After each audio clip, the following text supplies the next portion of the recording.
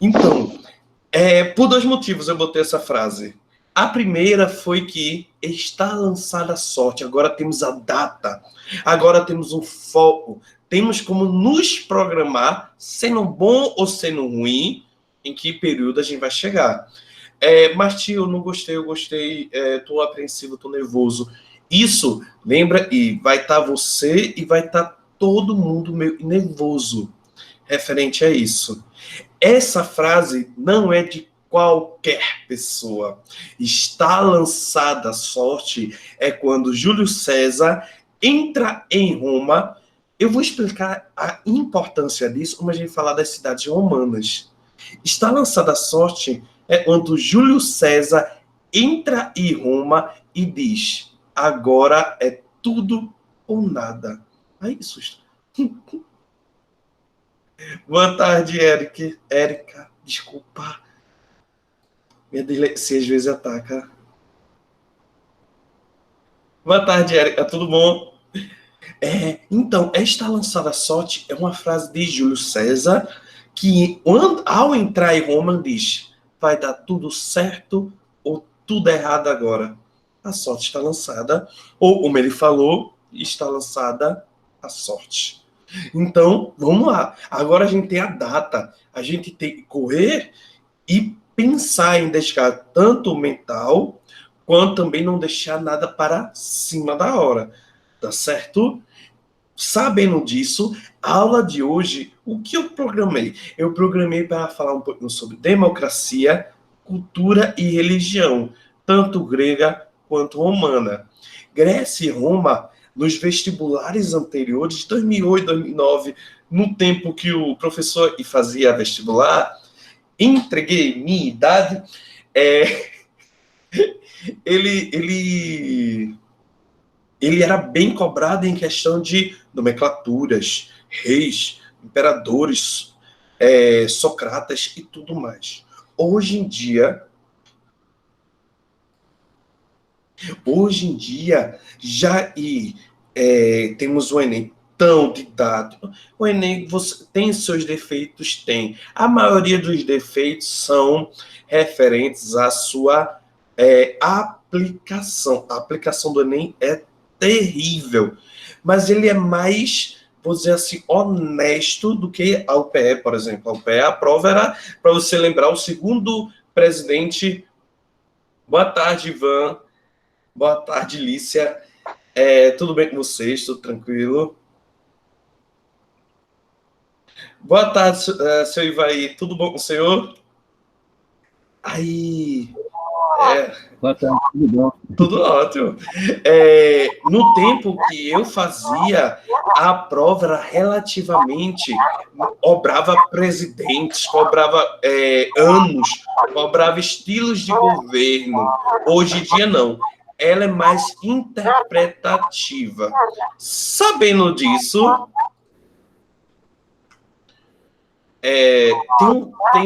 a gente trabalha muito com historiografia. Tio, o que é historiografia? Historiografia é como a gente Legal. estuda história. A maioria dos. Tio. Só para pensar um pouquinho. Desculpa, só para pensar um pouquinho. A maioria do tempo, quando a gente estuda história, a gente estuda história no sentido de historiografia. Como estudar história? Nisso, eu considero, a nota máxima do historiador. Se a versão for melhor do que a verdade, publique-se a versão. A versão, a gente estuda, na maioria das vezes que a gente estuda história, a gente estuda a versão de quem. Não necessariamente, Jeffrey. Mas a maioria das coisas que a gente estuda em história, estuda a versão de alguém. Na maioria das vezes, a versão de quem venceu. Quem vence, conta história. Quem ganha o conto, conta o conto. Quem está contando e vai nos contar a história, a versão dele. sabendo disso, sabendo que a gente trabalha com versões, a gente vai hoje falar o que é cidadania. Para vocês, o que é cidadania? Botem aí, falem, pode abrir áudio. O que é cidadania para vocês? A gente está falando de Grécia e Roma, o início da cidadania. Matheus, para tu, o que é cidadania? A rigor, a gente pode definir cidadania como um complexo de direitos e deveres atribuídos aos indivíduos que integram a nação. Complexo que abrange direitos políticos, sociais e civis. Se a gente procurar no dicionário, a gente vai encontrar isso, que cidadania não é porque a gente confunde cidadania com cidadão. Tio, mas isso... É que eu tô filando, Bia. Não vou mentir. Ele tá filando.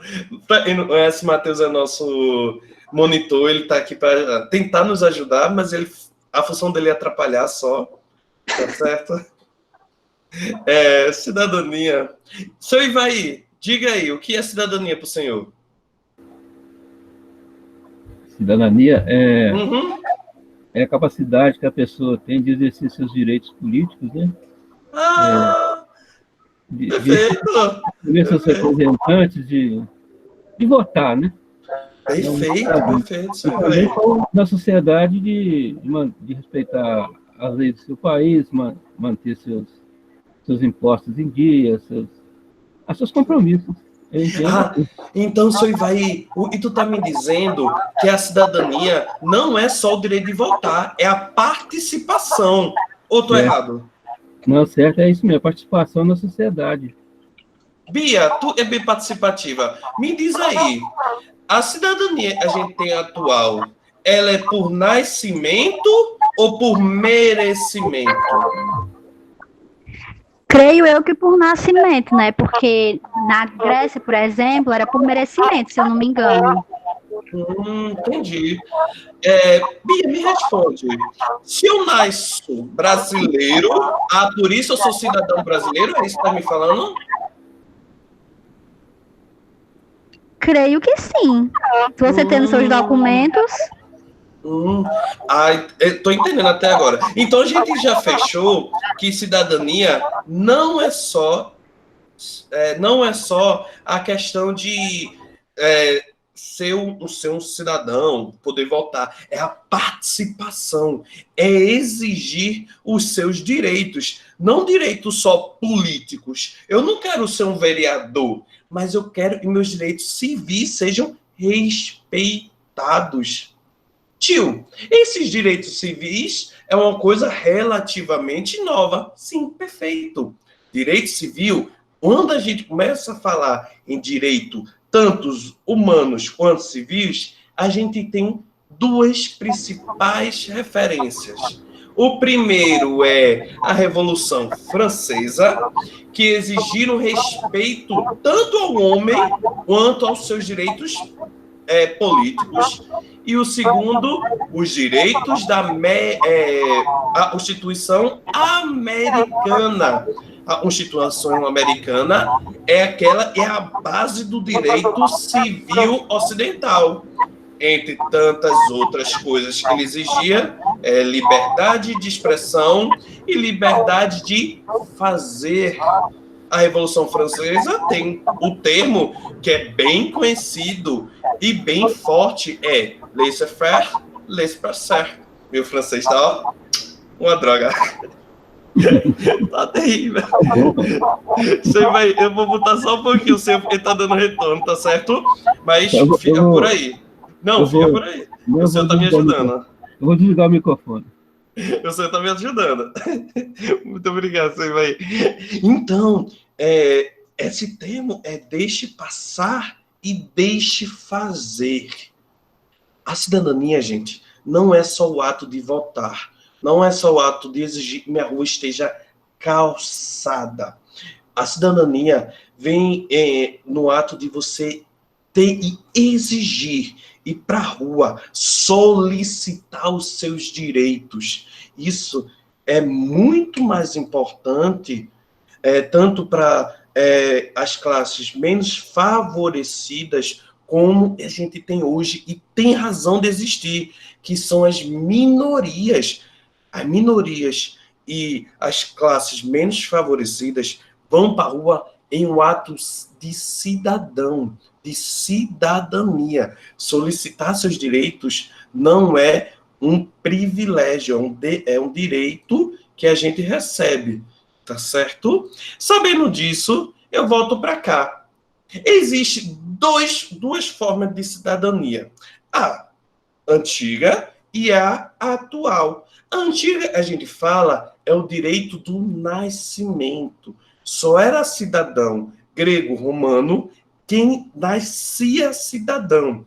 A gente estudou tanto na questão de Grécia quanto em Roma que para participar e ser notado como cidadão, ele deveria ter nascido tanto patrício em Roma, ou aristocrata. Boa tarde, quem está entrando agora, tudo bom? Ou aristocrata. Isso é o direito do nascimento, quando a gente dá os bem-nascidos o direito de poder político. E o nosso, tio? O nosso não é por nascimento? O senhor falou agora, não sei o quê? Não. Incrível e pareça, não. O Estado de Direito, ele é uma invenção burguesa que tem a ideia de distribuir, ser mais amplo. Não é só aquele que nasce.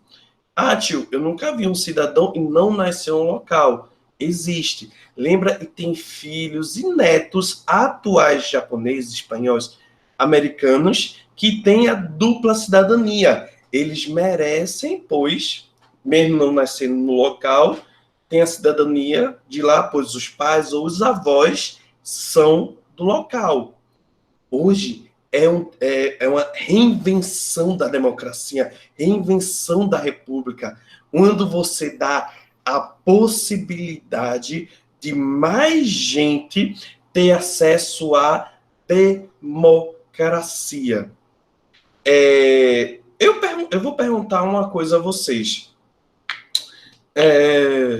Isso significa que a cidadania é excludente, ou seja, ela exclui uma parcela da população, sociedade, ou, de alguma forma, ela não absorve todo mundo?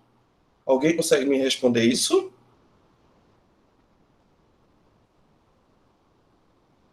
Bia, Jeffrey, José, Danda, seu Ivaí. Bia disse aqui, ó, acho que as pessoas que se excluem. Vamos lá. E aí, alguém tem mais opinião?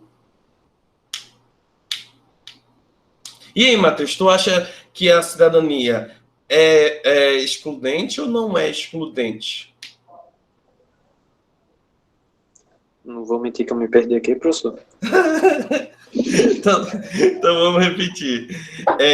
Matheus, a gente entende que cidadania é a participação da pessoa no governo, exigir seus direitos, solicitar da sociedade uma parcela dela para você. Essa cidadania é burguesa, a nossa cidadania é Estado de Direito, não é direito de nascimento. A gente, por morar nesse Estado, a gente tem direitos de cidadão, mas ela consegue excluir alguém? Acho que não. Não?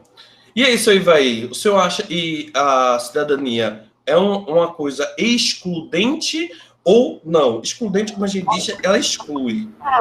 Não é excludente. Se nós estamos no Estado Democrático de Direito é para todos, não exclui ninguém. E aí, deixa eu continuar a minha pergunta a vocês. E o que aconteceu com esse menino? E aí?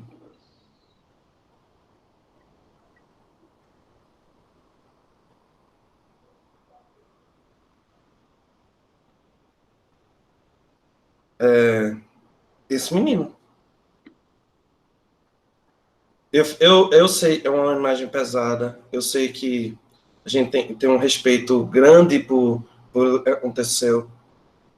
Mas, desculpa, Jeff, mas o que aconteceu com esse menino, ele é da Síria, e ao chegar na Europa, por ser uma mudança de estados, uma mudança de locais mais fechados, assim, Espanha, França, são todos países bem fechados para a migração. Ele não conseguiu chegar, morreu a mãe dele. Sim, a cidadania, de vez em quando, é bem excludente, tá, gente? Na hora que a gente separa cidadania para alguém, a gente retira das outras pessoas. É um termo muito seletivo. É um termo semelhante à civilização. Quando a gente fala civilização, cuidado com esse termo no Enem, principalmente na área de redação. A maioria das pessoas que já passaram por faculdades tem esse termo como pejorativo, civilização, tá? Quando a gente diz que um país ou um estado é civilizado, a gente diz todos que não são semelhantes a ele não são civilizados. É um termo bem pejorativo. Cidadania não é um termo pejorativo, é um termo de luta, mas ela é exclusiva. Ela exclui a quem não pertence a ela. Todo mundo e não é cidadão de um local não tem direito. Muitas vezes direito à vida, tá, gente?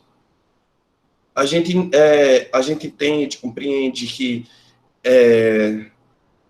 a cidadania é uma coisa valiosa, tem que ser para todos. E isso eu espero que todo mundo pense um pouquinho nisso, que a cidadania tem que ser para todos. Na hora que a gente vê boliviano, venezuelano entrando, e a gente se preocupa, meu trabalho, minha escola vai ficar... Não, gente, não pense nisso. Passa. Isso é um termo que a gente tem que ter cuidado, tá? Até Leandro Carnal é um dos historiadores mais fenomenais aqui do Brasil. Ele diz, dizer quem era ou não era cidadão tornava-se uma forma de garantir os privilégios de uma minoria e evitar a possibilidade de participação da maioria. Então, vou tirar até um pouquinho essa foto. A gente vai tirar um pouquinho o peso da conversa, ficou pesado. Mas é isso, gente. A termologia, a epistemologia, como a gente trabalha em história, a gente tem que ver muita coisa. Eu só quero que vocês tenham uma ideia de que cidadania é um termo excludente, não só em Roma e em Atenas. Lembra, cidadão em Roma era quem nascia cidadão. Cidadão na Grécia, homens maior de 18 anos, gregos, e já participaram da área militar. Então, cidadania é uma coisa exclusiva, excludente, meio seletiva, desde o início, tá certo? Ou um tempo, nossa cidadania atual sendo uma invenção burguesa, na qual, em tese, todos do local teriam acesso, a gente continua sendo excludente, mas lembrar que ser cidadão é nosso direito e nosso dever é ter ações cidadãs. Ter uma cidadania ativa, participar, cobrar. Não nunca é auxílio. Sempre é o nosso direito. Tá certo?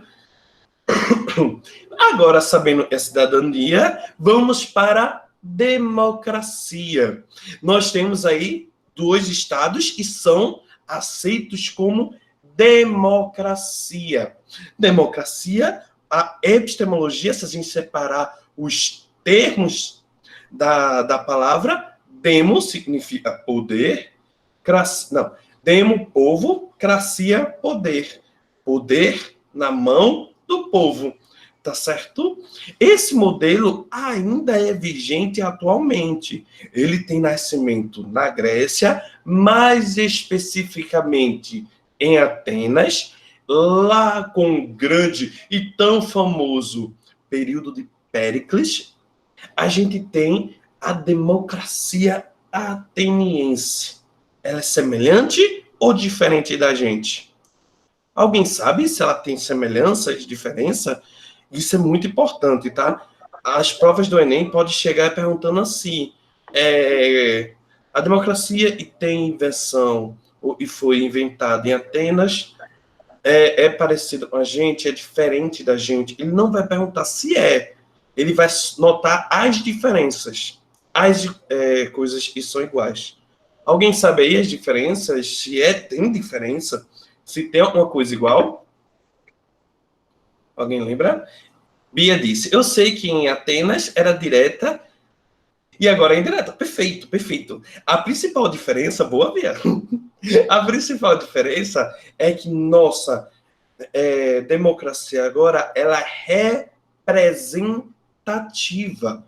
Tio, o que é uma coisa representativa? É que a gente não vai lá, levanta nossas mãos e pede por alguma coisa. A gente tem representantes. Se a gente separou a palavra e diz poder do povo, então essa democracia representativa, ela, em tese, é uma democracia? Ou não? Ou é? Eu acho que é porque é a gente que escolhe quem vai representar a gente. Mas tu tá escolhendo uma fase atual de um cara. Amanhã ele pode estar pensando diferente. Eu mesmo ontem disse que adorava açaí. Hoje, depois de comer um prato gigante de açaí, tô vomitando na cara do açaí. Imagina uma coisa mais importante, escola, educação. Mas fazer o quê? Hoje a gente não considera uma democracia em tese. Tanto Matheus como Bia, vai isso, José. A gente está falando que essa democracia agora não pode ser chamada de democracia. Ela é uma democracia representativa.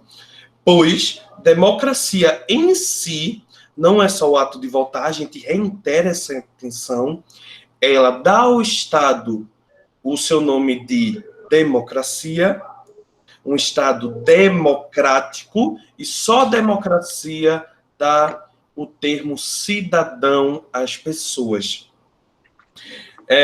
Então, só resumindo, a gente vai falar mais a profundo sobre as diferenças. Democracia, direito do povo, é ótimo, do povo, tá certo? O povo tem que participar, o povo tem que dar suas ideias, tudo mais. Tio, atualmente a gente tem uma democracia representativa. Por que eu não posso só chamar de democracia? Eu quero, primeiro, falar sobre os atos democráticos. O de cima, que é o tão famoso direta já, final da ditadura civil-militar aqui no Brasil, ela nos representa a vontade da população em escolher os seus representantes. Primeira coisa que a gente tem que pensar é não abrir mão do nosso voto. Tanto as diretas já, quanto junho de 2013, e no Brasil ela é mais recente, são sim atos democráticos, num qual essa população ia às ruas para solicitar o seu ponto de vista, colocar nas ruas o seu ponto de vista, pedir para ter votação, ou pedir abaixo contra a corrupção, contra tanto corrupção quanto aumento de impostos abusivos são atos democráticos. Mas, tio, eu não concordo, eu não acho e a gente teria que votar, ou eu não acho e esse pessoal está fazendo correto. Então você está sendo antidemocrático. Lembra que a democracia é quando todos têm direito à fala, tá certo? Independente de como essa fala seja dita. Se não, esses aqui eram democratas. Tio, não reconheço eles. Em ordem, de direita para a esquerda. Hitler, um bigode bonitinho ali, ó.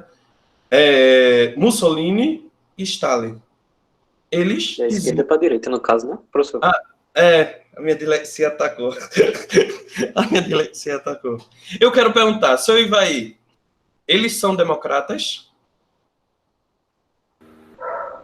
Não são, não. São socialistas. Ditadores, isso não. José disse definitivamente não. Jeffrey, tu acha que eles são democratas? Ditadores. Darla, são democratas? Eu não tô conseguindo ver todo mundo. Amanda, eles são democratas. Érica, eles são democráticas. Jaqueline, eles são democráticos. Nunca. Com certeza não. Estão mais para terrorismo. Sim, gente. Vocês arrasam, na real. Mas eles gritavam aos 7 mundos que são democratas. Pois, na cabeça desses líderes, super democratas, sim, na cabeça deles, eles estavam fazendo o que... Ai, vocês são ótimos! Na cabeça deles, eles estavam fazendo o que a população queria. Hitler foi eleito, Mussolini foi eleito, Stalin foi eleito. Todos os 3 estavam como representantes das pessoas em seus cargos. Por isso a gente... Os 3 conseguiram ir por meio da democracia, né? Ao poder. Exatamente. Assim como Bolsonaro e Trump. Independente do seu posição política. Então, a nossa democracia... por isso eu reitero, e até eu falei com o Matheus, não podemos só chamar de democracia, uma democracia representativa. Eu tenho certeza, e boa parte, tanto da Alemanha, quanto da Itália, quanto da União Soviética, não tinham intenção do que ia acontecer, do nível que ia chegar. Hitler matou 6 milhões só de judeus. Após que tantos alemães não concordaram com essa posição política. Então, eles eram democratas representativos, tá? Por isso, os atos democratas são importantes para evitar isso aqui, ó. Deixa eu ver se eu botei na ordem certa. Evitar isso aí. Corrupção, a Lava Jato, entre insurgente, independente do seu posicionamento político, a gente tem que ser contra a corrupção. E isso a gente só consegue com atos democráticos. Isso aí, a gente nunca pode chamar de baderneiro, não, tá? Eles são cidadãos. Estão procurando, tentando para conquistar direitos. Isso tanto quanto os negros, homoafetivos, mulheres, e todos os dias morrem, sofrem um tanto tipo de abuso. Temos que ir para a rua. Eles têm que ir para a rua. Todo mundo tem que ir para atos tanto democratas quanto cobrar seus direitos. Tranquilo? Massa? Mas, de novo, eu espero que todo mundo tenha entendido.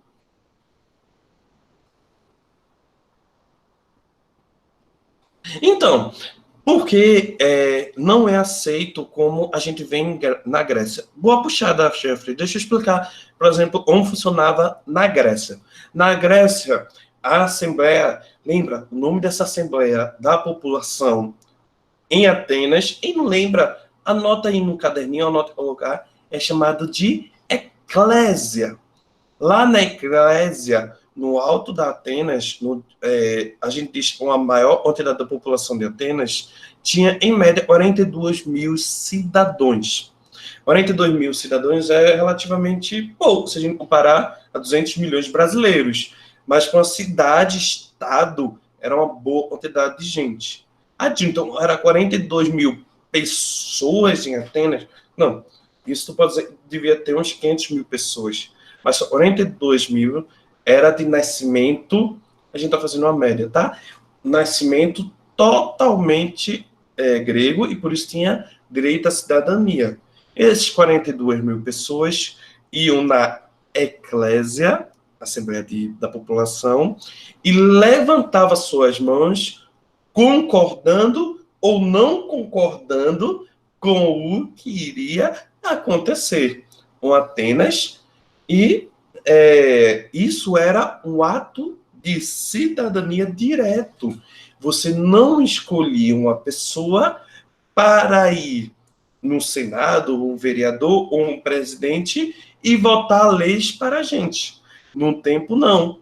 Essas leis são votadas diretamente à população junto com a população. A ATIL, então, era mais justa. Relativamente, sim. Lá em Atenas, existia a sua ideia ser falada. Todo mundo tinha direito de fala. Lógico, a classe social não é invenção moderna. A gente vê, e Grécia e Roma têm classes sociais. A gente também tem. Lógico, tinha os mais importantes. Mas, porém, contudo, todavia, você ia na eclésia e votava nas leis, ou propunha uma lei e tudo mais. Sobre civilização e democracia, tá bem claro, gente? Vocês entenderam a diferença entre civilização não, democracia ateniense e da nossa democracia atual? Vocês conseguiram entender? Tá assim, valeu, Jeff. Tá todo mundo tranquilo? O senhor vai conseguiu entender direitinho? Lícia, Bia, José, tá aí. Oi, eu queria perguntar uma coisa. Tipo, Diga. se o povo daqui do Brasil, eles tivessem mais é o que eu acho, né? Se eles tivessem mais participação política, porque, por exemplo, pelo que eu sei, você pode criar uma lei, sei lá, de iniciativa popular, essas coisas. A democracia daqui, ela faria jus ao nome, entre aspas? Isso a gente entra na ideia do si, José. Se é complicado, pode ser sim, pode ser que se a gente conseguisse ter uma mais intervenção na política, a gente poderia ser chamado de democracia. Mas isso a gente não poderia ter, por exemplo, um presidente. A gente não poderia ter um vereador, um senador. Tem muita gente dizendo ali, adorei. Eu sei. Mas a gente não teria ter presidente, senador, vereador. Seria... José, tu já tem mais de 18 anos? Tenho 17.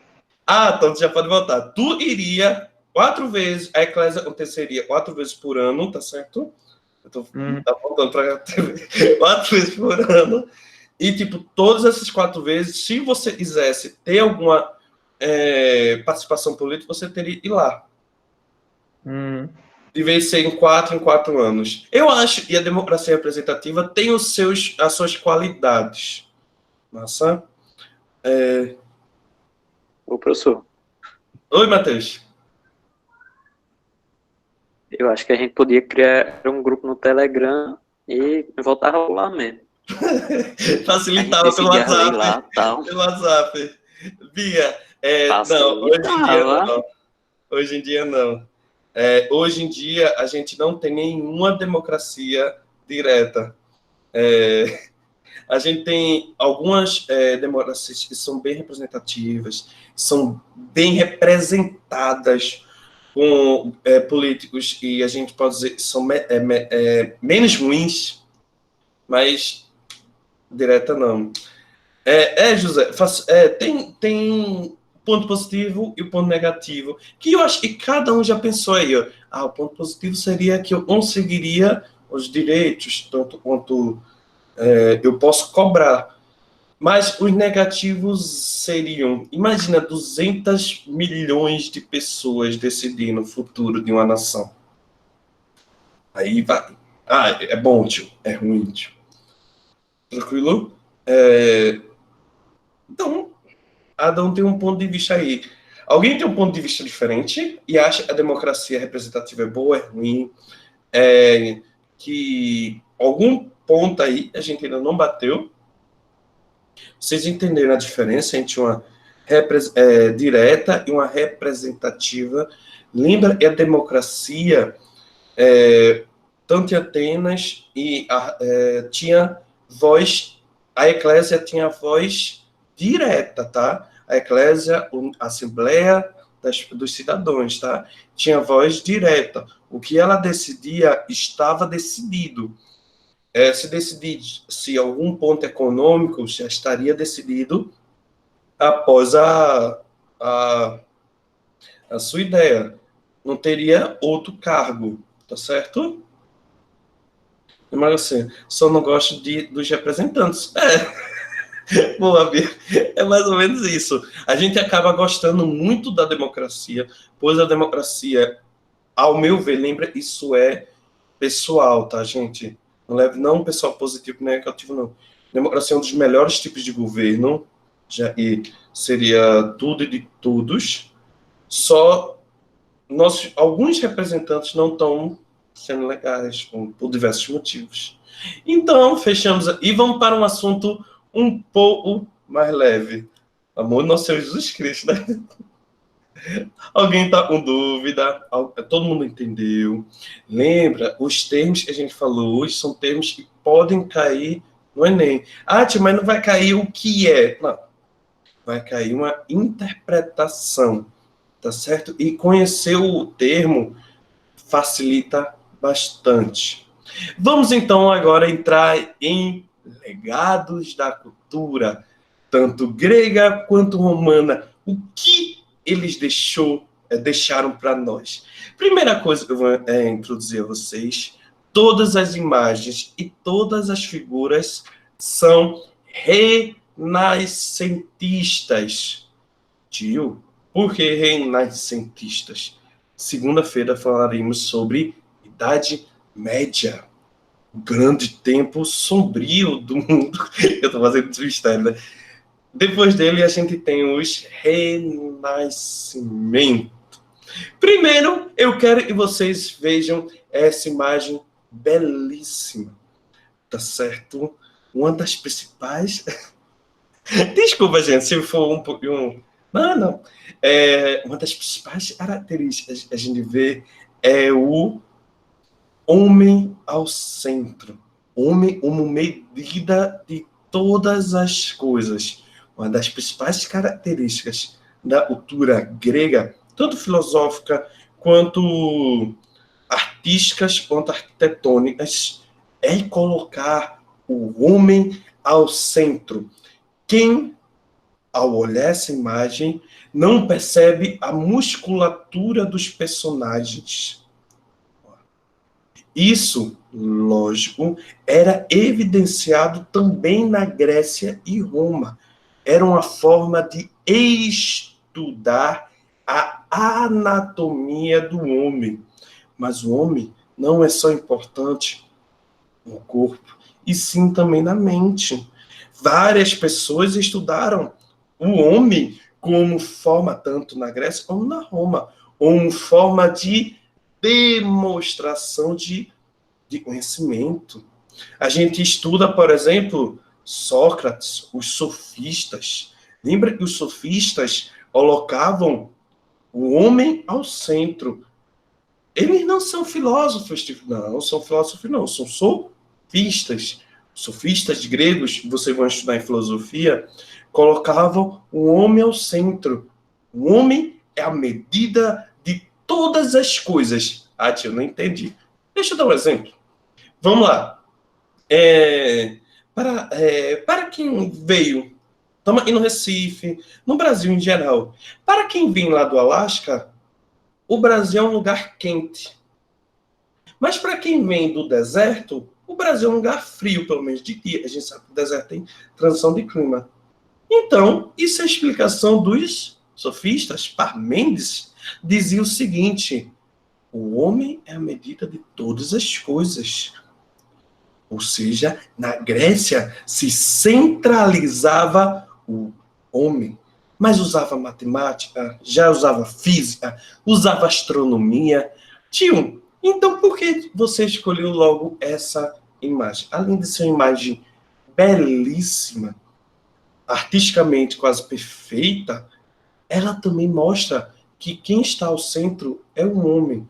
A matemática, os pensamentos, a astronomia foram trazidas para a gente muito por causa dos renascentistas.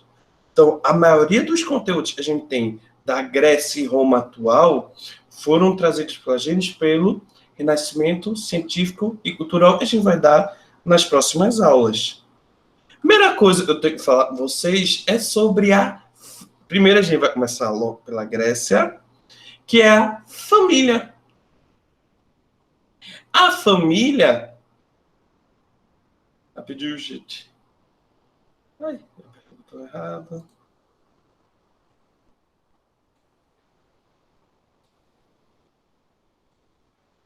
A família é super importante, tanto na Grécia quanto em Roma. Mas vamos focar um pouquinho na Grécia. Na Grécia, o nascimento do menino é o menino, ó. Ouve a palavra. O nascimento do menino era super importante. O menino, ao nascer, era uma festa. Pendurava-se um ramo de oliveira nele, ou, nas famílias com menos condições financeiras, era apresentado de forma bem mais calma, mas apresentado à família toda. O menino era uma questão de orgulho na Grécia, tá certo? As mais ricas faziam festas e os mais pobres apareciam para todo mundo. As meninas nem tanto, a gente vai entender as meninas também. O nome sempre era bem parecido. Tinha o nome inicial, a gente pode chamar Mateus, ou pode chamar José, filho de tal pessoa. Sempre essa tal pessoa seria o nome do pai, tá certo? As famílias eram de linhagem patriarcal. Tio, isso significa toda geração era passada de pai, filho, se tornava um pai, filho, e assim por diante. Mas vamos lá. Uma das coisas mais curiosas, lá, na Grécia, muitas crianças eram abandonadas pelos pais, principalmente meninas, que esporadicamente ou em grande quantidade eram adotadas ou adotados por outras famílias. Aí, vamos lá. O menino, a menina primeiro, vamos começar pela menina. A menina, quando criança, e até completar os 12, 13 anos, se fosse rica, aprendia educação, principalmente dançar e cantar. Tio, até os 12, 13 anos, ela vivia em cômodos separados dos meninos e dos homens. Até completar os 12, 13 anos, as meninas não tinham tanto contato com os meninos e nem os meninos as meninas. Eram cômodos separados. Em grandes mansões, a gente via a casa separada quase ao meio, no qual o lado era para homens e o outro lado era para mulheres. As meninas tinham brinquedos relativos a trabalhar dentro de casa. Coisas semelhantes a bonecas, bordar, costurar, tudo que é referente à casa eram os brinquedos das meninas. Era uma forma de elas aprenderem a como cuidar da casa. Já o menino, entre o seu nascimento e os 12, 13 anos, estudavam pedagogos escolhidos pelo pai. Os meninos, depois dos 12, 13 anos, iam estudar em uma escola, ou algo semelhante a uma escola, que ensinava sobre matemática, literatura, grego e tudo mais, e ensinavam a pescar. A pesca era o treinamento dos meninos. Entre 13 aos 18, ficavam na escola. 18 a 21 eram iniciantes no exército, começavam a ter uma carreira militar obrigatória no exército, tá certo? E depois, nessa idade, eles já caçavam, pescavam. Até os 31 anos, nos 31 anos, eles casavam. Vamos voltar para as meninas. Misericórdia, a vida de todo mundo já é planejada. Mais ou menos isso, Bia. Tinha ensino público. Sim, sim. O ensino era público e de acesso a todos os cidadãos. Lembra, José? Cidadão, aos 18 anos, meninos, nascidos em Grécia e tivesse participado da política Sim. A vida da galera. Mas vocês não viram o pior.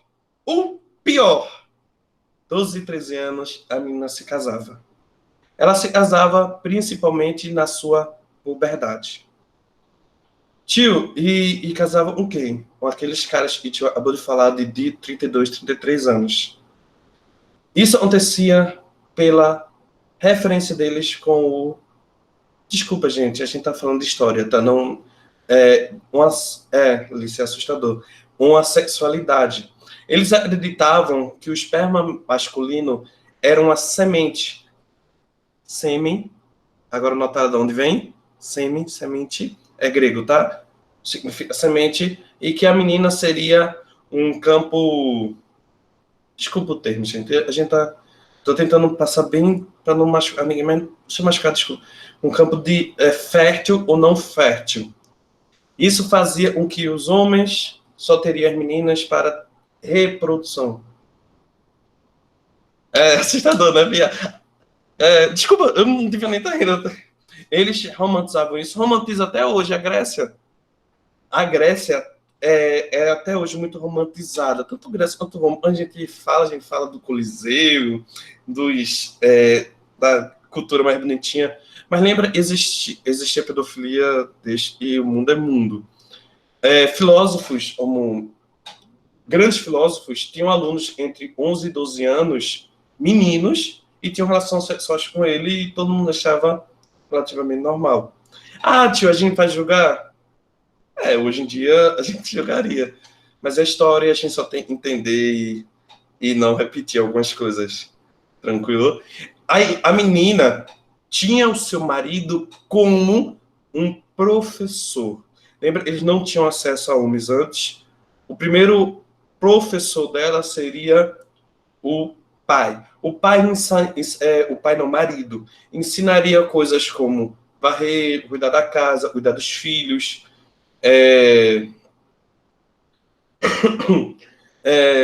cuidar da família, cuidar... Não, entra não, Bia.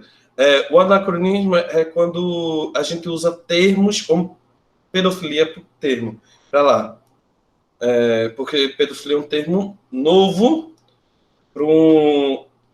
lá não se usava. Anacronismo é quando a gente usa um termo novo para uma coisa antiga. Você pode ficar... Todo mundo tá... Eu tô aqui, ó. Eu subo desço, aí falo de uma coisa triste, eu fico assim. Aí eu vou falar de uma coisa feliz, eu ligo. Feliz não. Mas é a história tem pontos positivos, pontos negativos, o que cabe a gente é não repetir os negativos. Eles também levavam a família de parte, repito, patriarcal. Pai passava para o filho. Eles tinham um casamento como coisa de ter herdeiros. Mulher não conseguia ter filhos, o homem poderia pedir divórcio, tá certo? O homem poderia trabalhar como patrulheiro, guerreiro, partes mais burocráticas. A mulher teria que cuidar dentro de casa, ela seria mais reservada. Existem são mulheres de Atenas que representam muito disso, que as mulheres de Atenas eram consideradas mulheres perfeitas, pois estavam dentro de casa, não iam para a rua e tudo mais. Todo mundo entendeu essa parte. O casamento era entre 12 e 13 anos, tá certo? A mulher, ao se casar, fazia parte da família do marido, ela não tinha mais família relativa à família anterior dela, tá certo? Tudo tranquilo até aqui? Então, sim.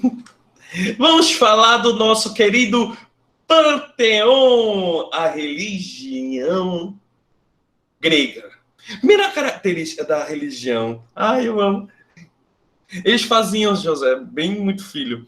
Lembra e o termo, tanto na Grécia quanto em Roma se aplica, tá? O termo proletariado, e muita gente acredita ser atual, ele é romano. Proletariado é as pessoas que podem ter prole, que a única coisa que podem dar para a sociedade é os seus filhos. Então era incentivado a ter vários filhos, somente homens, na Grécia e em Roma. Vamos falar da nossa religião. Religião inicialmente politeísta. Tio, o que é politeísta? Alguém sabe aí o que é politeísmo?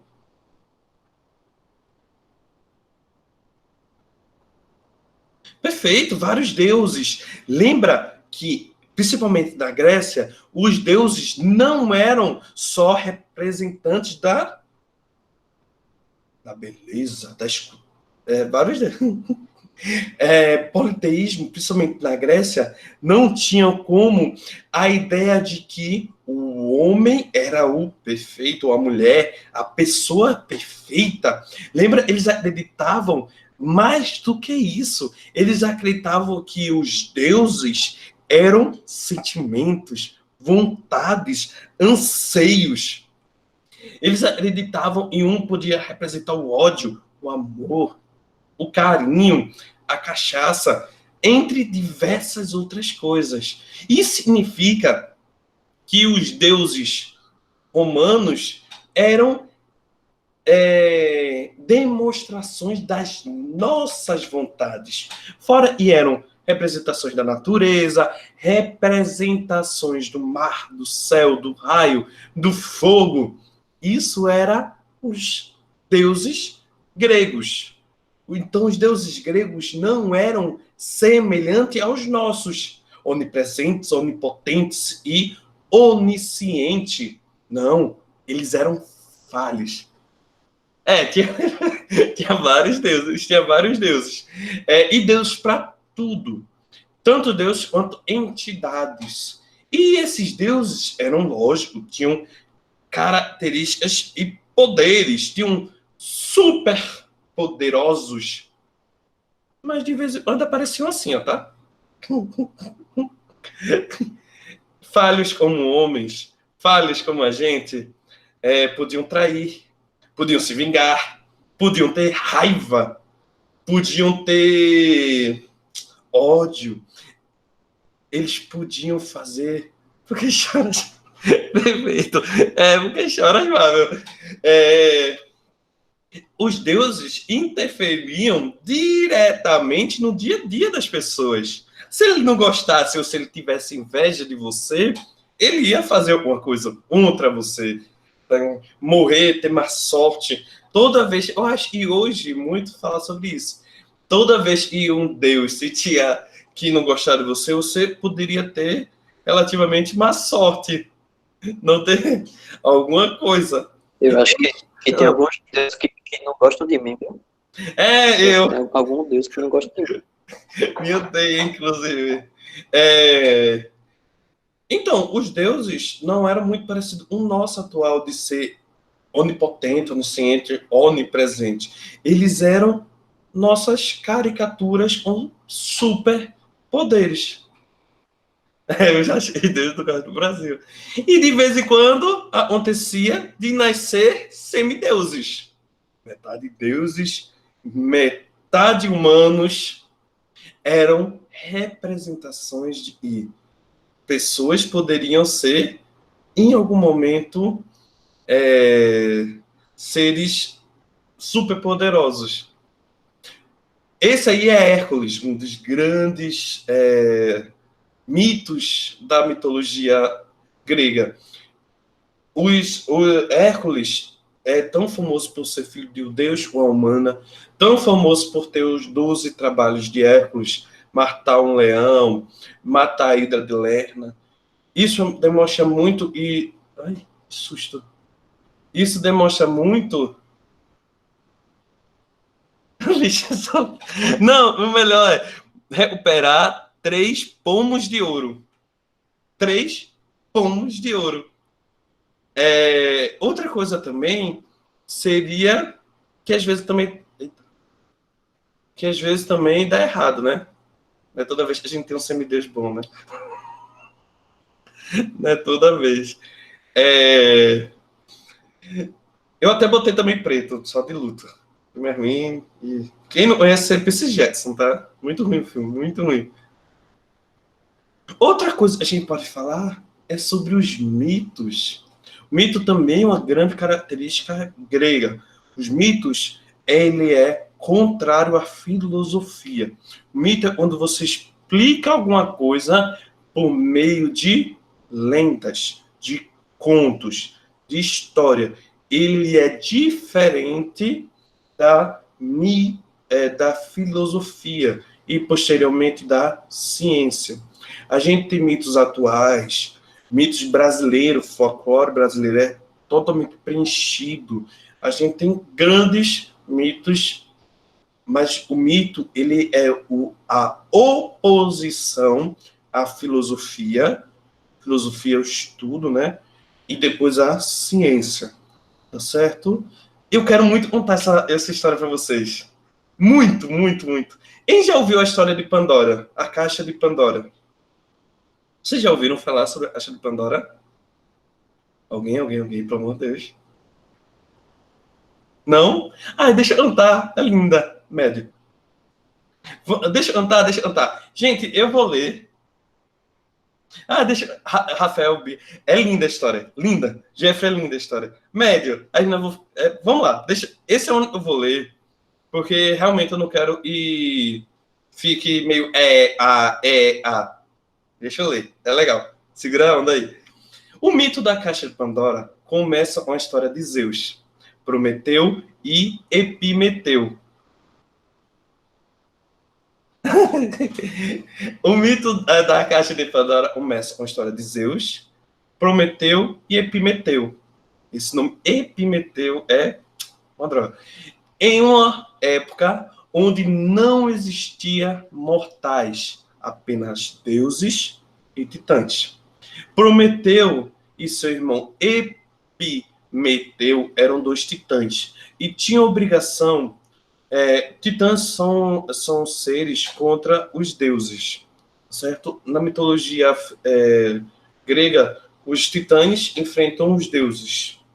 A gente tem grandes titãs, como Cronos, como Júpiter também, são 2 grandes titãs. Como Gaia, entrava na última aula, sabe? E Gaia é o titã da Terra, né? A Terra é um titã chamado Gaia. Então, esses 2 titãs, em específico, Prometeu e Epimeteu, juraram lealdade aos deuses. Tá certo? Por isso, Zeus concedeu a esses 2 o direito de criar todos os seres vivos da Terra. Todos os seres vivos da Terra. Toda vez que ele criava um ser vivo, ele dava ao ser vivo uma força protetora.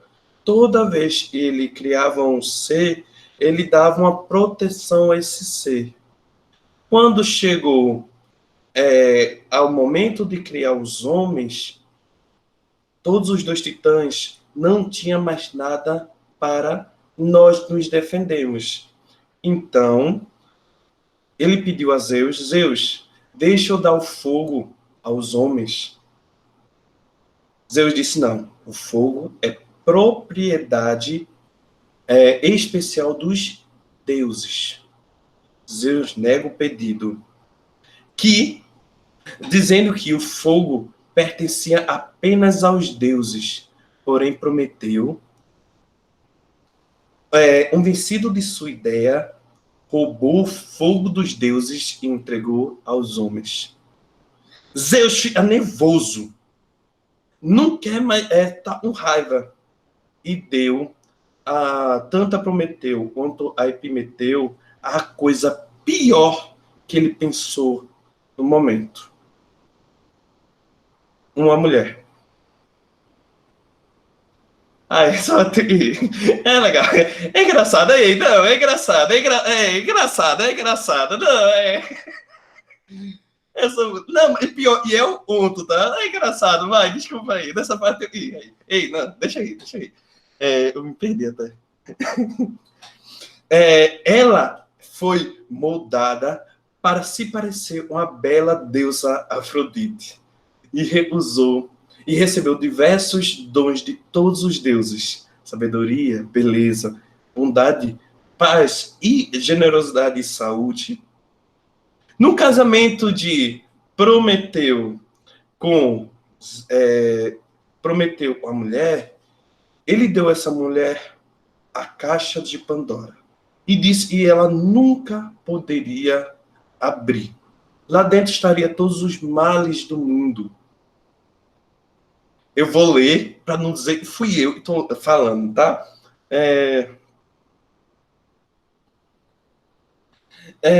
Pandora, que foi criada para ser curiosa, não pode ficar longe da caixa. E depois de muito existir, subiu ao desejo de abrir o presente. Não sou eu, estou lendo ali, tá?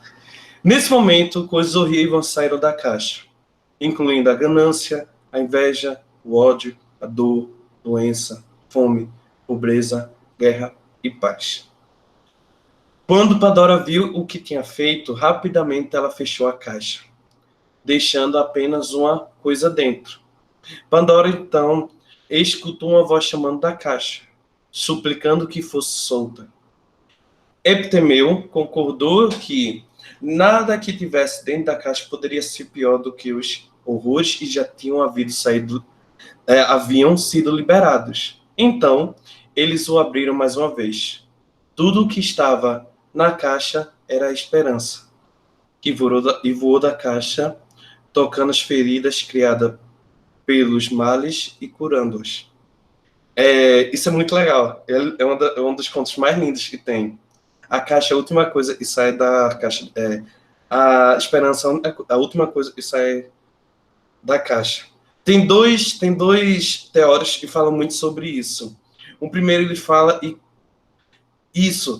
a esperança é a última e vai, a última e morre, como a gente diz, né? Por isso ela veio para ajudar.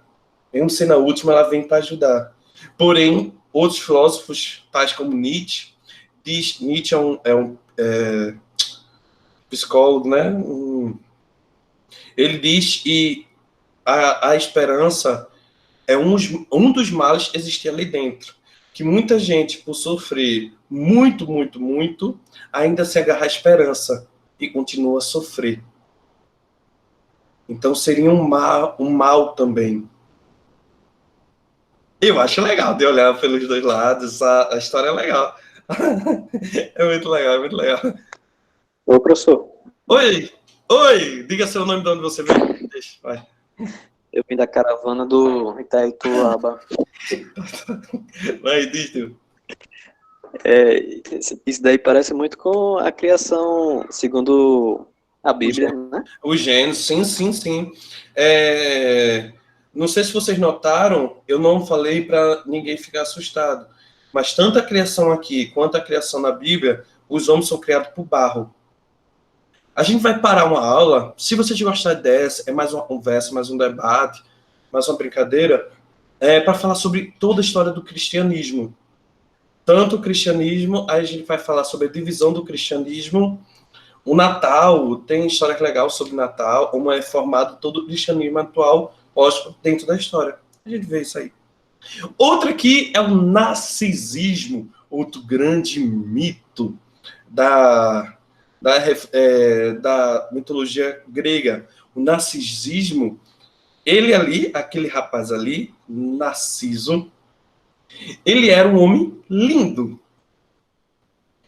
Uma meia-ninfa, meia-deus, chegou nela, desculpa, gente, tá vendo? Que era tão orgulhoso de sua aparência que desprezava a todos que ousavam amá-lo. Ele se achava um gato, um cara, arrasava orações e não achava, e ninguém teria o direito de amá-lo ou ele amá-lo de volta. Por isso, Nêmesis, ó, quem jogou Resident Evil não, é Resident Evil. Nêmesis o puniu atraindo Narciso para uma lagoa, onde ele pôde ver seu próprio reflexo. Narciso ficou tão apaixonado pela sua própria imagem que se recusou a deixar o lago e admirou sua imagem até morrer de fome. Narciso sim, esse ficou em bomba. Esse aí não deu bom, não. Narciso, ele é um mito para explicar o narcisismo. Narcisismo é uma terminologia para quem só olha para si mesmo. Aquele famoso, ele só olha para o seu umbigo. É narcisismo. Vocês entenderam que o mito está aí para tentar nos justificar, nos demonstrar o que acontece na nossa vida, na nossa vontade, a guerra, a briga, o ódio. Como justificar o ódio em uma população e não entende a parte do cérebro e tudo mais? Cria um mito da Pandora. A guerra, por que as pessoas têm vontade da guerra? Caixa de Pandora. Bota a culpa em Pandora. Por que as pessoas têm uns caras... pessoas, mulheres e homens, são apaixonados por si mesmo. Isso é a história de Narciso. Narciso começou com isso tudo. Tá entendendo? A mitologia explica tanto o dia a dia, quanto os sentimentos, as vontades, as reações. Tranquilo? Tudo tranquilo até aqui? Vamos, então, para a parte da arquitetura. Tio, eu já vi isso aí na Grécia, isso é Barcelona. Corretíssimo. Barcelona, Espanha. Mas isso é uma invenção, esse tipo de rua na qual a área religiosa está ao centro e todas as ruas estão transversais e paralelas, é uma criação grega. A Grécia aqui deu início a esse tipo de construção paralelas e que a gente vai encontrar na Espanha, a gente encontra em João Pessoa, a gente encontra no México, esse tipo de construção. Em Nova York também assim, na qual as ruas são numeradas. Tranquilo? O que eu preciso mais lembrar da arquitetura grega? Primeira coisa que você precisa lembrar é que ela era humanista. Tio, que é humanismo, colocar o homem ao centro. Mas, somado a isso, ela também era, não vou dizer assim, muito matemática. Ela já usava termos, posições matemáticas, não eram nada jogados ao léu. E também tinha 3 grandes ordens. Eles aprenderam de três grandes grupos. Os dórios, lembra que os dórios são os povos que geraram a Grécia, anteriores à Grécia. Os dórios, a gente tem, coluna sem base e capitel, que é essa parte aqui em cima, pulvo, jônica, com base e capitel, terminando em duas volutas. E o coríntia, uma combinação dos outros dois. Então, são três formas da arte. Eu preciso lembrar disso, isso é mais chatinho, precisa assim. Esse era, vamos dizer assim, é a parte mais decoreba fora da eclésia, aqueles nomezinhos que a gente precisa lembrar, principalmente para concursos, nem tanto, a gente tem que entender, mas nem tanto, tá certo? Aí vamos agora para os legados da cultura romana. Aí tem a tão linda fonte, né? Que todo mundo vai lá, joga moedinha e tudo mais. É proibido tirar dinheiro de lá, tá? Vamos primeiro falar um pouquinho da cidade romana. A cidade de Roma era caracterizada por ser totalmente protegida. Ela era circulada por, vamos dizer, paredes não, muros, né? Muralhas. Ela era toda murada, tá certo? E uma das principais características da cidade de Roma é ser considerada uma cidade dos vivos. Tio, como assim cidade dos vivos? Era proibido entrar armado ou matar alguém em Roma. Roma era uma cidade muito bem, vamos dizer assim, projetada, mas que houve uma quantidade surreal de gente aí dentro. Por isso que ela teve tantos problemas para sua queda. Mas completamente murada, teatro, tinha anfiteatros, área de jogos, tudo dentro dessa cidade. Tio, mas tu falou que não tinha morte, mas eu lembro de assistir filmes como Gladiadores. Isso não significava morte? Isso é o mais massa. Um anfiteatro é uma criação humana que tem a função de poder, o termo significa poder assistir de dois lados. O anfiteatro era na ponta da cidade. Tio, como assim na ponta da cidade? Lembra que a cidade é murada? Perto das muradas tinha um anfiteatro onde existia as lutas dos gladiadores. Tio, então, por quê? Isso significava que em Roma as cidades eram um lugar de civilização, lembra? Civilização. E fora era de barbárie. Essas lutas serem na ponta entre a muralha e dentro da cidade e fora da cidade, significava que era um encontro entre o civilizado e o bárbaro. Eu até botei o termo aí, A arena era o lugar onde a civilização confrontava a natureza nas formas de feras e representava um perigo para a humanidade. E onde a justiça social confrontava a má ação na forma de criminosos ali executados. E onde o Império Romano confrontava seus inimigos na pessoa de cativos, prisioneiros de guerra, mortos ou forçados a combaterem entre si até a morte. Então, o anfiteatro ser perto da muralha significava que a humanidade estava se defendendo da natureza, dos monstros, dos inimigos do Império, e por isso era ali.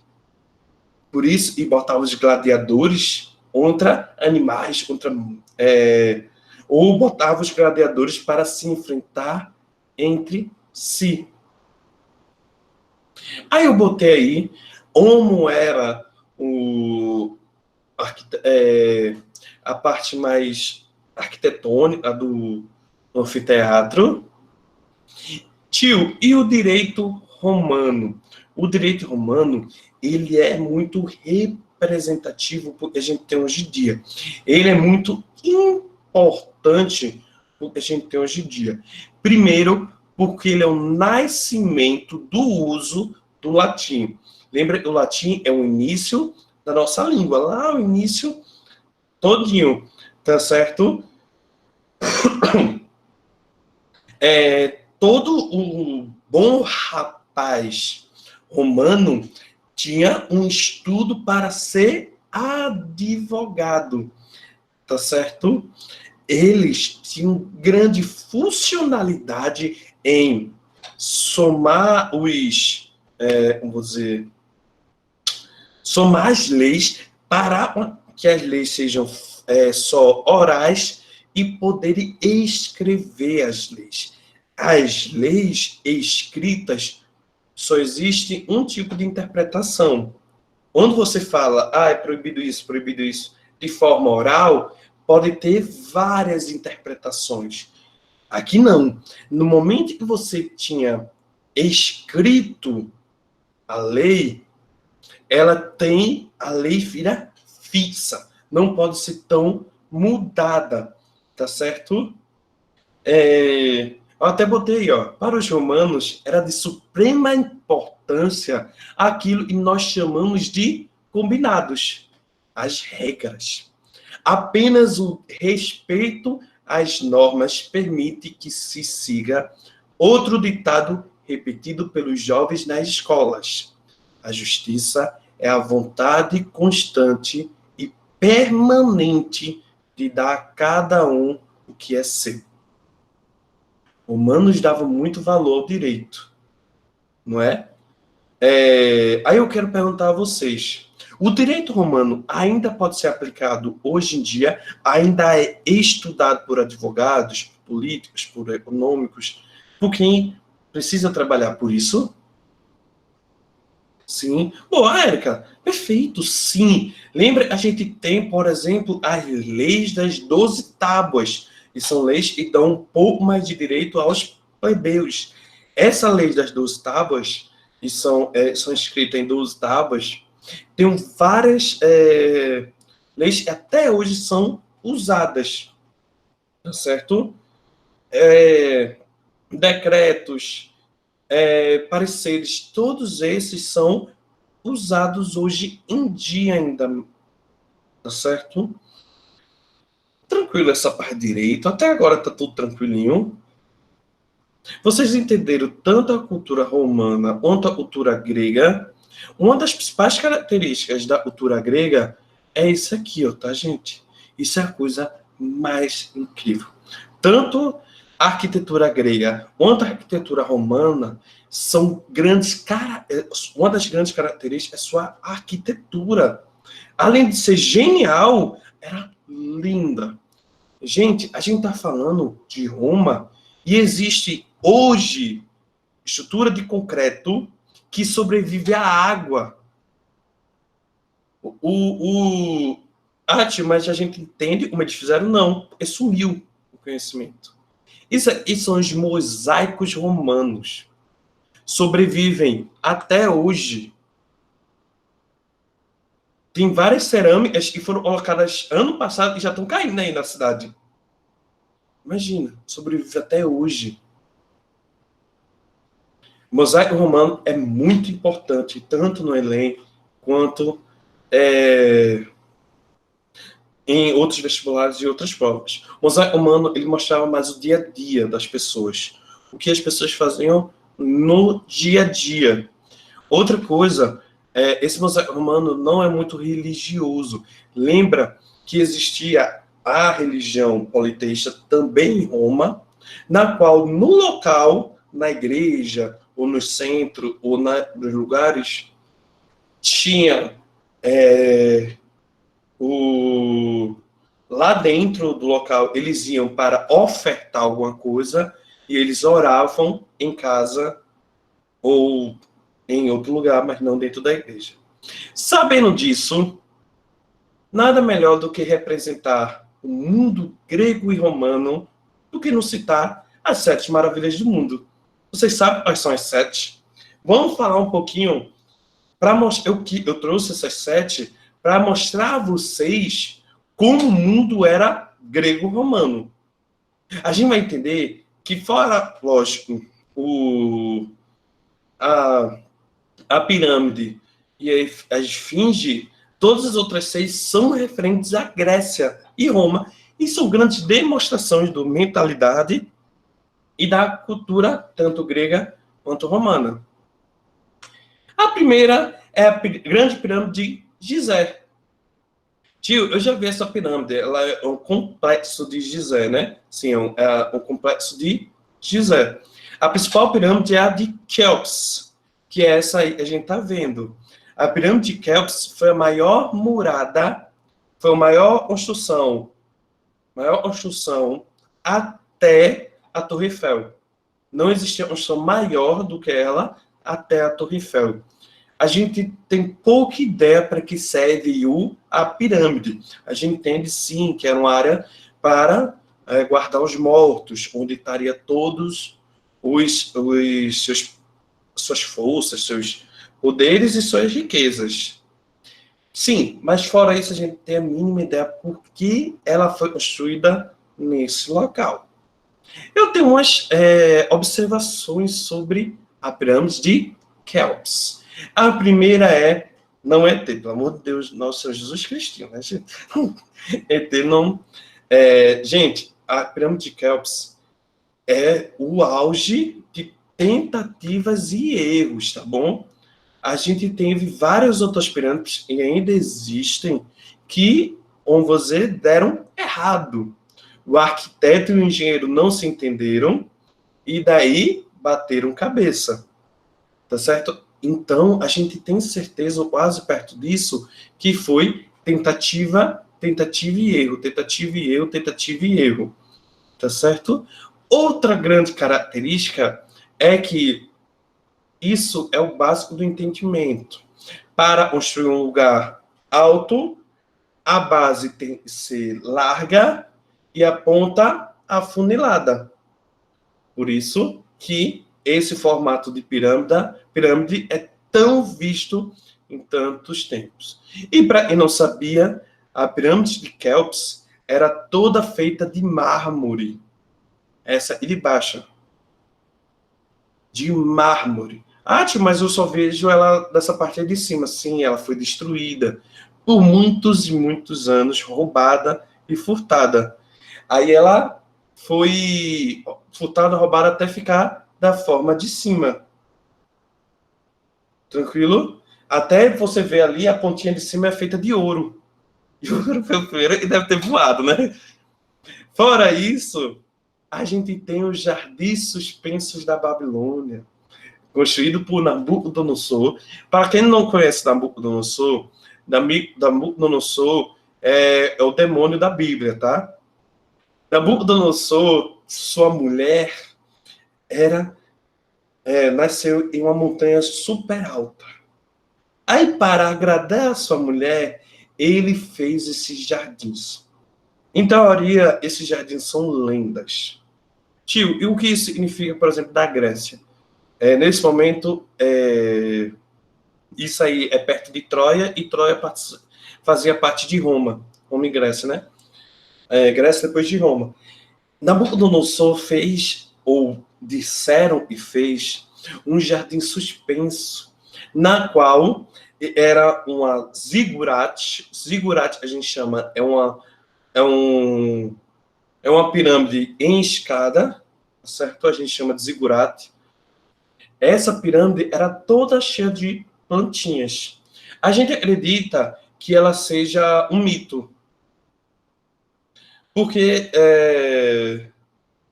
não tem provas hoje em dia de que ela existiu ou não existiu, mas tá aí a segunda maravilha. A terceira maravilha é esse templo, o Templo de Ártemis, tá certo? Era uma homenagem à deusa grega com o mesmo nome. O Templo de Ártemis para vocês ver, para vocês terem noção de quanto ele era magnífico, também formado em Éfeso, lá na Grécia, ela tinha 127 colunas, cada coluna de 20 metros. Tio, ela existiu ou não existiu? Ela é em Éfeso, na Turquia. A gente acredita que sim. Mas a primeira vez que ela foi destruída é meio estranho. Tinha um cara, agora eu não vou lembrar o nome dele, que ele era meio louquinho da cabeça. Chegou aí e tocou fogo. Ele era meio românico, coisa assim. Chegou aí, tocou fogo, e foi a primeira vez que destruiu o templo de Ártemis. Pensa meio louquinho da cabeça, né? Aí outra imagem dela, são 127 colunas, cada uma de 20 metros, tá certo? Isso mostra muito a arquitetura grega romana, tá?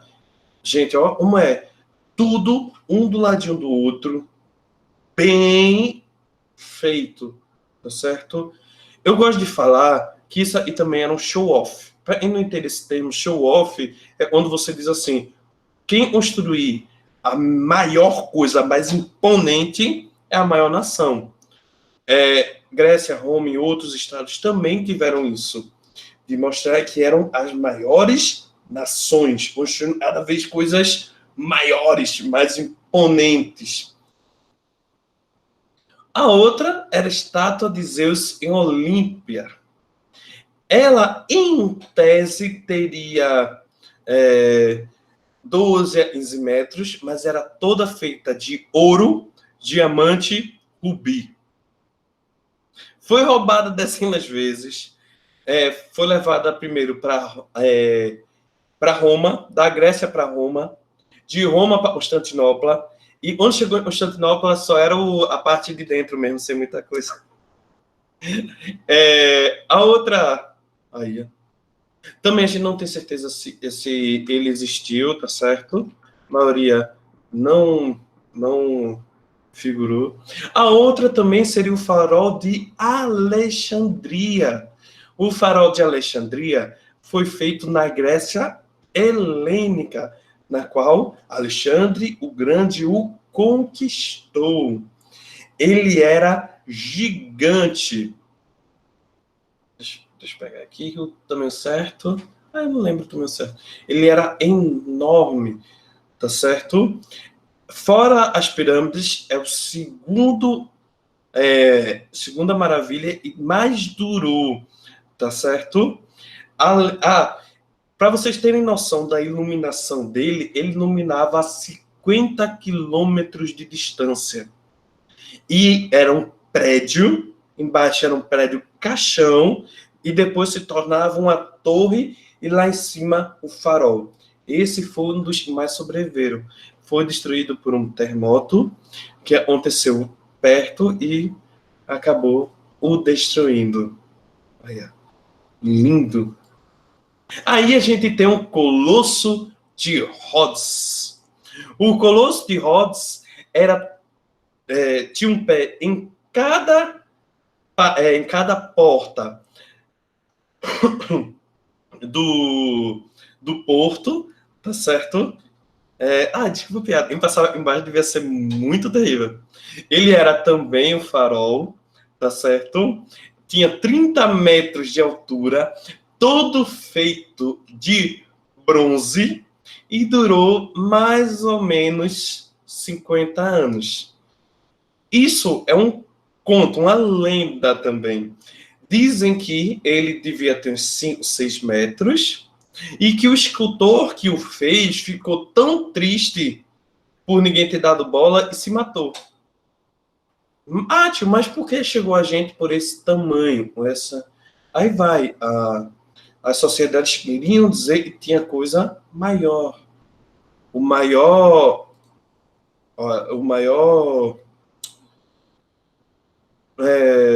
obra de arte e tudo mais. Ele também influenciou muito a cultura, vamos dizer assim, nerd de hoje em dia. As Argonauts, de Senhor dos Anéis, e o Colosso de Bravos, todos os dois são influenciados pelo Colosso de Rhodes. A gente tem um mausoléu de Halicarnasso.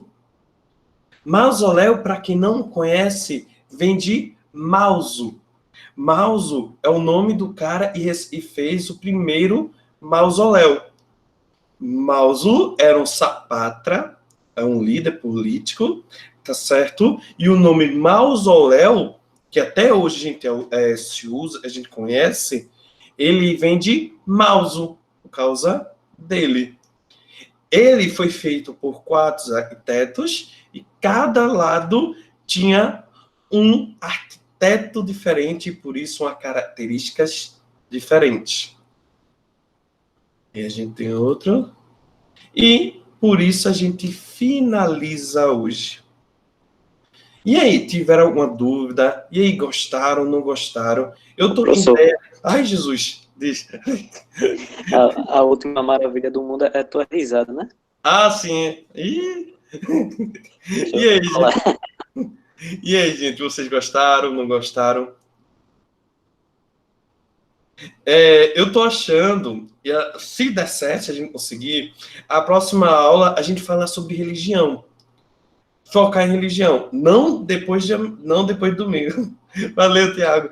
Valeu, Bia. Valeu, Daniele. Ai, vocês são amores, na real. A gente falar a próxima aula sobre religião. Porque, lógico, segunda-feira a gente tem que seguir caminho. Mas aqui é para quem quer preencher o seu conteúdo para interpretação. Tranquilo? Aqui vocês não só saberam o conteúdo, como saberam interpretá-lo. Lembra que o Enem é muito interpretativo. Ele pergunta muito sobre porquê e muito sobre como vão fazer. O que isso modificou. Então, tranquilo? A próxima eu quero falar de religião, do cristianismo. Do nascimento até o Natal. Por exemplo, para quem não sabe, o Papai Noel usa vermelho por causa da Coca-Cola. Mentira, sim. O vermelho do Papai Noel é por causa da Coca-Cola. Alguém já se perguntou? Vai ser tranquilo. Então, espero que todo mundo tenha gostado.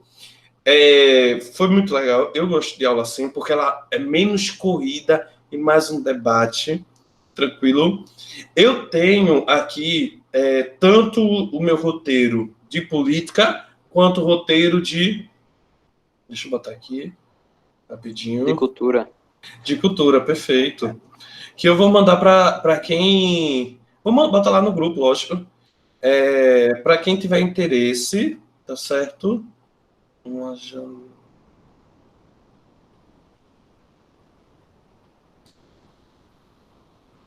Que é esse aqui.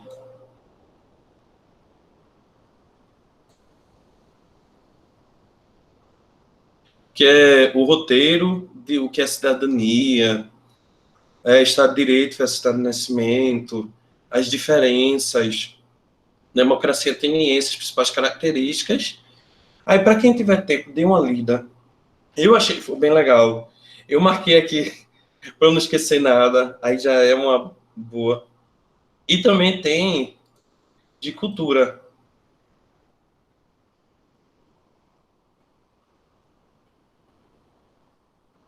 E tem aqui, ó, a vida cotidiana, o casamento, como era a religião, tanto mitos, Caixa de Pandora, narcisismo, as principais da arquitetura, aí de Roma também.